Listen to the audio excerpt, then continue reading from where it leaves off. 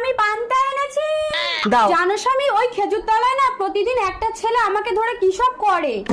আচ্ছা তুমি এখানে দাঁড়াও, কোন ছেলে কি করে আমি গিয়ে দেখছি। ওভাবে যেও না স্বামী, পুরুষ মানুষকে দেখলে ওই ছেলেটা লুকিয়ে যায়। তাহলে তোমার শাড়িটা দাও, আমি পরে মেয়ে সেজে যাবো। रुको जरा। কি ব্যাপার, এত দেরি হয়ে গেল, স্বামী এখনো আসছে না কেন? কই দেখি তো। হারামজাদা উল্টে মেরে দিয়েছে গো।